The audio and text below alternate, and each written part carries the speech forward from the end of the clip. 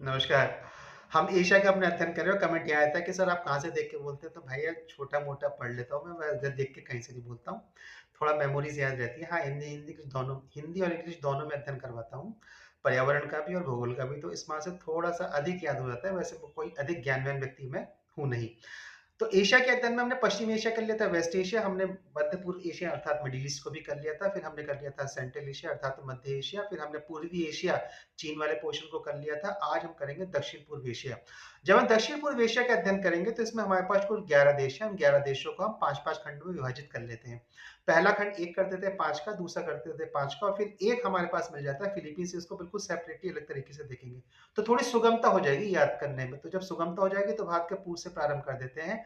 तो भारत के पूर्व से हमको मिल जाएगा म्यांमार, फिर हमको मिल जाएगा लाओस, फिर हमको मिल जाएगा वियतनाम। अब थोड़ा-सा नीचे की ओर आते हैं दक्षिण को, तो हमको मिल जाएगा कंबोडिया। कंबोडिया सांस्कृतिक रूप से बहुत महत्वपूर्ण देश भारत के लिए है। कैसे, इसकी चर्चा कभी किसी और दिन करूँगा, ये बहुत जल्दी करने वाला हूँ। और इसके पश्चिम में और दक्षिण के नीचे की ओर फिर हमको मिल जाता है थाईलैंड।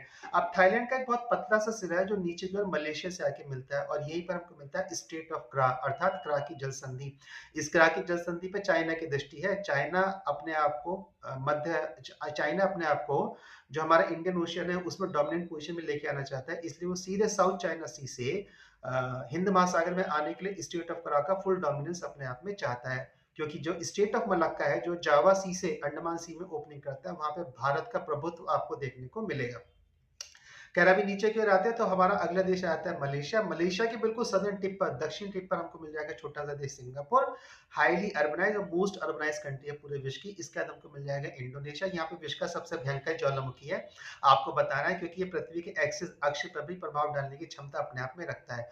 अब इसके पूर्व की ओर चल देता हमको मिल जाएगा तिमूर लिस्ते, और इसको ईस्ट तिमूर भी देश कहा जाता है। टोटल कंट्री हो जाती है हमारे पास 9। अब इसके उत्तर की ओर चलते हैं तो आपको मिल जाएगा एशिया का सबसे बड़ा द्वीप जिसको बोलते हैं बोर्नियो। इस बोर्नियो के ठीक उत्तर में बिल्कुल टिप पर एक बहुत छोटा सा देश है जिसको अभी प्राइम मिनिस्टर ने विजिट किया था। 5 लाख की कुल जनसंख्या है और यहाँ का राज्य की दीवारों पर भी सोने का पानी लगा हुआ है। इसका नाम है ब्रुनई। ब्रुनई हाइड्रोकार्बन के लिए फेमस है। और अब इसके उत्तर में हमको मिल जाता है फिलीपींस। फिलीपींस विश्व का सबसे अधिक बाढ़ग्रस्त देश है। यहाँ पे बहुत सारे ज्वालामुखी फटते हैं और बहुत सारे भूकंप भी आते हैं। उसके होने का कारण ये है कि फिलीपींस की जो प्लेट है वो अपने आप में एक समुद्री प्लेट है, यानी कि ओशनिक प्लेट है, और ये पैसिफिक ओशन के साथ लगातार फ्रिक्शन करके कन्वर्जेंस बाउंड्री बनाती है। जब कन्वर्जेंस बाउंड्री बनाती है तो ज्वालामुखी फटेगा, भूकंप तो आएगा। इसलिए फिलीपींस में प्राकृतिक आपदाएं आने की जो दर है वह सबसे अधिक वाले देशों में रहती है, जापान के साथ साथ। तो इस प्रकार से हमने साउथ ईस्ट एशिया के अपने देश देखे हैं। चैनल को सब्सक्राइब कर लीजिए, वीडियो को समर्थन देते रहिएगा और मेरे को भी समर्थन देते रहिएगा। मिलता हूँ आपसे दक्षिण दक्षिण एशिया